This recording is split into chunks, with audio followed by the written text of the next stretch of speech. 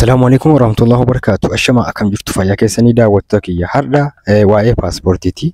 Gaafii namoota tokko kan ta'e paaspoortiin baafachuuf maal barbaachisaa, akkasumas birrii meeqaan baafamaa jira akka yeroo ammaatti jechuudha. Kan kana waliin ilaalu ta'a jechuudha. Eessayyuu hin naqina, sirriitti na dhaggeeffadha jechuudha. Viidiyoo gabaabduu kana isiniif qabadee dhufeetiin jira. Bilis isaan dura mootu laayik gochuu hin dagatin, akkasumas namoonni haaraa taatan sabiskiraayib gochuudhaan maatii kootaa odeeffannoolee akkasiin bira ga'uuf isin fayyada waan ta'eef. Egaa kabajamtoota daawwattoota kiyyaa akkuma beekamu paaspoortiin baay'ee kan barbaachisaadha jechuudha. Maalummaa biyya tokkootiif kan beeksisu jechuudha. Paaspoortiidhaan beekama maalummaa biyya tokkoo namni tokko lammummaan isaa jechuudha. Isa kanaaf paaspoortii baafachuuf akka yeroo ammaatti maal barbaachisaa, kan bade hoo, akkasumas birrii meeqaan baafamaa jira, eessaa baafamaa, onlaayiniidha moo kana kan waliin ilaallu ta'a bal'inaan jechuudha. Sirriitti na dhaggeeffadhaa.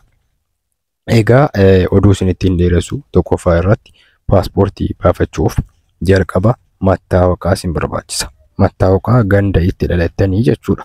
Kun tokko warri hin beekne bara warri beektan immoo silaa beektu jechuudha. Biyyoota adda addaa deemuuf paaspoortiin dirqama waan ta'eef jechuudha. Lammaffaa waraqaa lidatii barbaachisaa jechuudha. Waraqaa lidatii jechuun waraqaa kan bara dhaloota keessanii jechuudha. Lamman kana yoo hin qabaanne paaspoortii baafachuu nam tokko hin danda'u. Isiniif gala miti. Kanaaf kana lamman isin barbaachisaa jechuudha. Paaspoortii baafachuu wal barbaadan jechuudha. Waraqaan lidatiitiif paaspoortiin sun ammoo tokko ta'uu qaba. Barri isaa guyyaan isaa jechuudha. Faallaa ta'uu qabu jechuudha. Yoo faallaa ta'e bilaash immigireeshinii deemtanii deebi'uu ta'a jechuudha. Kanaaf maal gootu? Tokko ta'uu isaa sirriitti hubachuu qabdu jechuudha. Kana booda paaspoortii baafachuuf gara immigireeshinii deemtu. Jimmaa yoo ta'e Jimmaan deemtu, Finfinnee yoo ta'e Finfinnee deemtanii galmooftanii qarshii muraasa kaffaltanii sana booda meeseejiin isiniif gala jechuudha. Yeroo akkamitti immoo yoo ba'uu danda'a, yeroo gabaabaa keessatti paaspoortiin ba'aa jira kan jedhu jechuudha. Akka durii miti. Duraan paaspoortiin haga ji'a tokko ji'a lama gidduutti nama ba'aa jira. Dhugaa dubbachuuf amma booddee kana baay'ee turee jira. Haga ji'a torba nama eeggataa jirutu jira.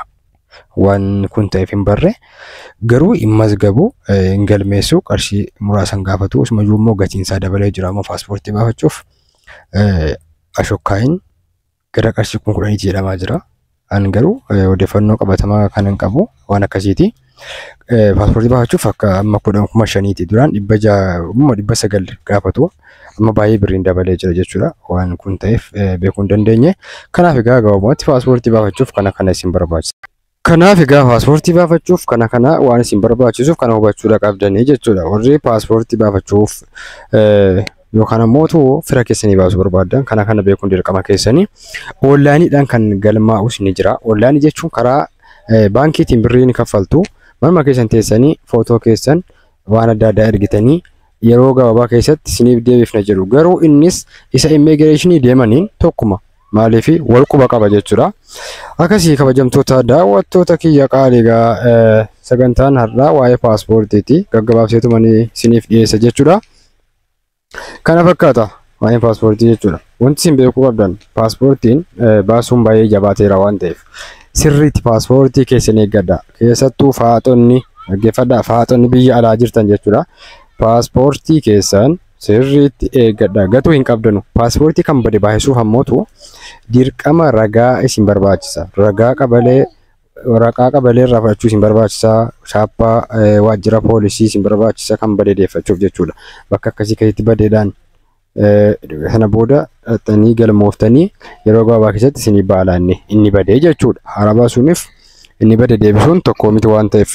Akkasii kabajamtoota daawwattoota kiyya qaalii. Kanaafiyyuu paaspoortii keessan osoo jabeeffattanii gaariidha. Sirriitti jabeeffachuu qabdan. Maaliif paaspoortii qabaannaan mattaawaqaa wanti isin barbaachisu hin jiru waan ta'eef paaspoortii jechuun eenyummaa kan kee tokko waan ibsudha waan ta'eef paaspoortiin baay'ee cimaadha waan ta'eef kanaafiyyuu paaspoortii keessan sirriitti eeggachuu qabdu. Isii jedha kun dhaamsa kiyyaadha. Kanaaf galatoomaa hundumti keessanuu isinan jaalladha. Yaada biraa yoo qabaattan koomentii irratti naa barreessaa. Akkasumas like share gochuu hin dagatinaa please. Wanti isin irraa eegamu hamilee naaf ta'uu qabdan jechuudha.